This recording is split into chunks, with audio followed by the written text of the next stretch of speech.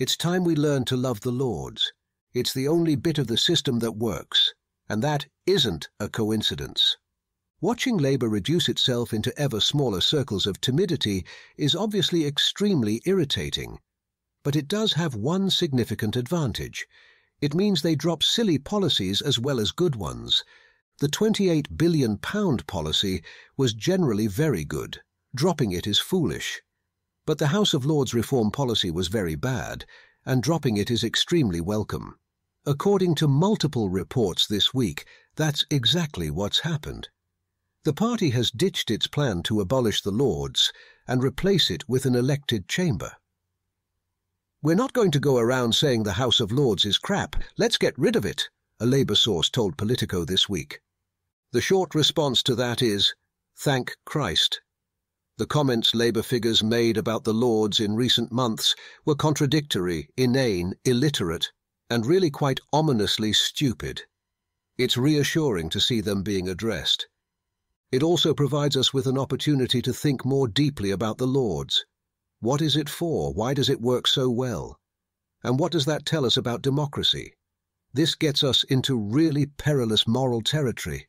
It's not for the faint of heart. But just because something is uncomfortable doesn't mean we should stop asking questions about it. Progressives act towards the Lords in a very weird way. It's like they've fallen in love with someone they don't fancy. They're enamored with what they do and say, but they're physically repelled by them. People say, "Who would have thought we'd need the unelected Lords for decent scrutiny?" Or, "Isn't it sad that we have to rely on the unelected Lords to stand up to government?" They've been saying this for decades, over student fees, civil liberties, executive overreach, austerity, Brexit, Rwanda. Every time the Lords does its job, people say the same shit. Even this view understates quite how effective the Lords is. It doesn't just stand up to government, it improves law.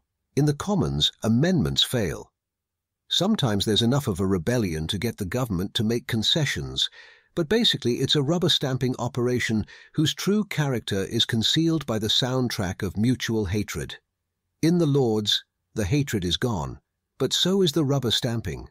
Thousands of amendments, usually small, practical and useful, are made every session.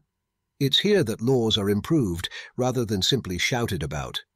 The same applies to their committee system. As I've written about before, statutory instruments are a basic threat to the continued function of parliamentary democracy. The main body that keeps a check on what's happening is the Delegated Powers and Regulatory Reform Committee in the Lords. In all manner of ways, peers demonstrate a degree of seriousness which is lacking anywhere else. At some point you have to face up to something. Maybe it isn't funny that the Lords performs this way. Maybe it isn't weird.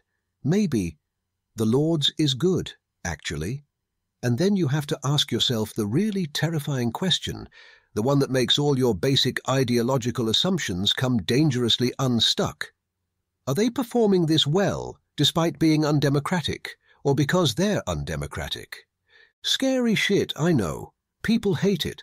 Believe me. I have sat in debates and big public meetings saying this, and people can get really very cross about it.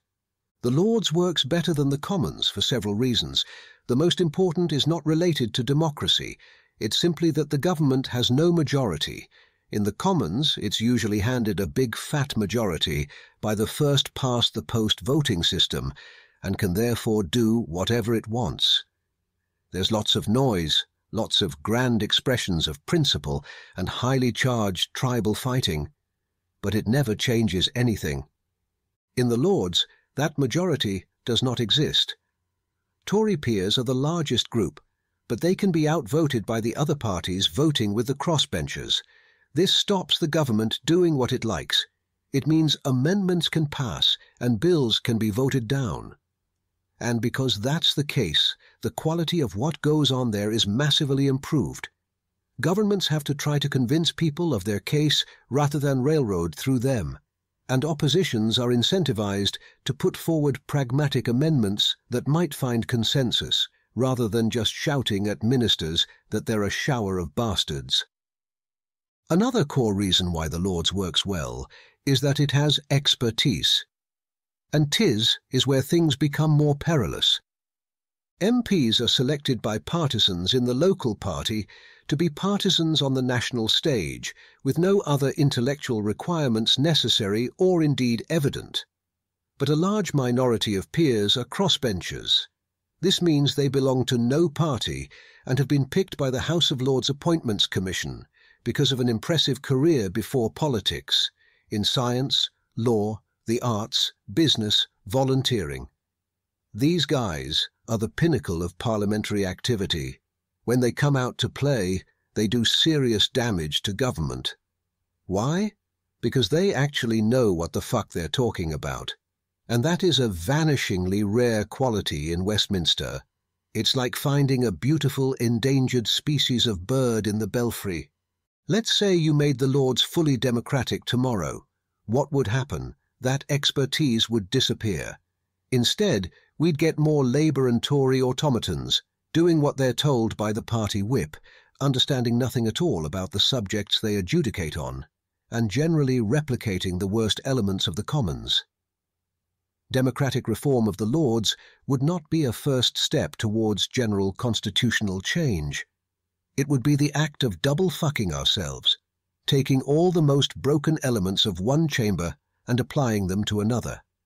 At this point, people get angry. They tend, and I say this from experience, to go from rational argument to a kind of secular evangelical diatribe about the beauty and importance of democracy. And yes, quite right, democracy is a good thing. I'd say overall we should keep it.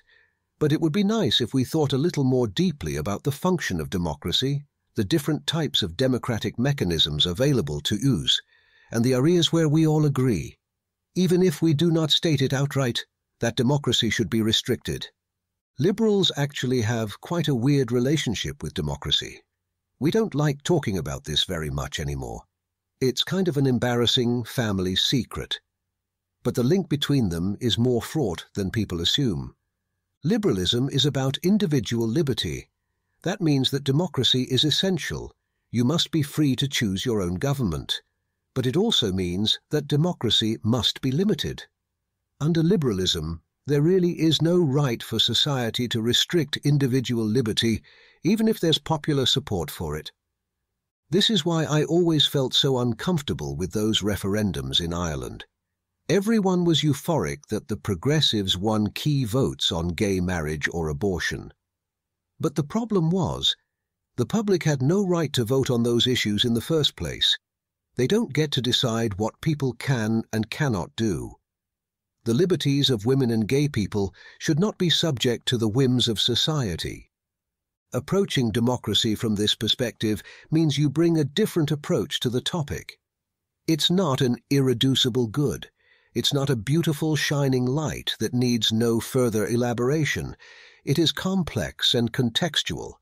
It is admirable, but it is also dangerous.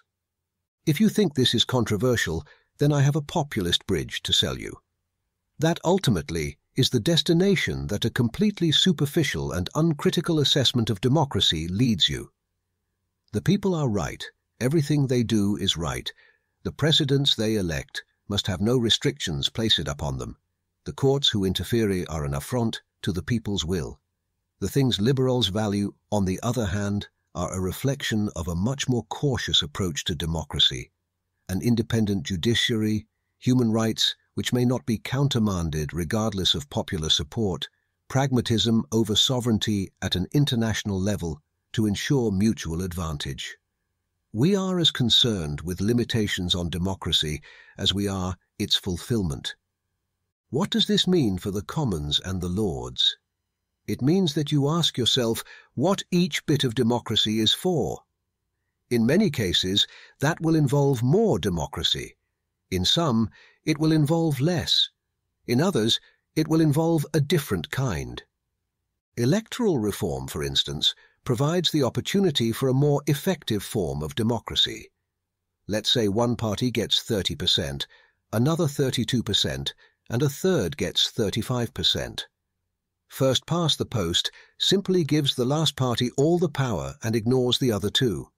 In practice, this serves to ignore 2/3 of voters in British elections, which seems like a pretty basic failure of basic democratic requirements to me. But just as importantly, it gives us bad government. It means one party can do what it likes without the Commons having any power to scrutinise it, let alone improve the bills it puts forward. It's a key reason we pass such bad law. Proportional representation would give all three parties representation in proportion to their support. This means that some of them must share power, usually with a slim majority. It tends to produce a political culture of consensus building and cooperation rather than 5-year tyrannies interrupted by elections. It encourages amendments and improvement rather than biblical clashes of tribal animosity. When it comes to the Lords, it means thinking about the role of expertise. The Lords is a revision chamber. It doesn't propose legislation, and it does not in practice kill it. It's there to improve it. And the best way to do that is to get the people with the most experience and the most knowledge to apply their mind to it, to say, this won't work because in practice it'll mean that. This is flawed because it has that legal ramification. This is liable to be judicially challenged on the basis of that. The most sensible reform you could implement to the Lords is not to do with elections. It's to do with the crossbenchers. They're what we want to preserve. We should implement a system where they constitute half of the chamber, so they have the decisive vote in each instance. We should embrace what the Lords has become, pretty much by accident, a chamber of expertise. This is a vision of parliamentary democracy which was there at the founding and yet has been somewhat lost in the modern period, as the word democracy became a euphemism for good, without any critical appraisal of what it is for. It's one in which we maximize the democratic input in the selection of representatives and the election of governments, but then we apply expertise and scrutiny to the proposals they put forward. We try to find the right balance between unleashing democracy and restraining it. We look at when to increase the throttle and when to hit the brakes. It's what we do with the judiciary. It's what we do with the civil service. It's what we do with human rights. And it's what we should do with the legislative process. I'm not just in love with the House of Lords. I fancy it too. It's fit, and it doesn't even know it. It's about time other people noticed as well.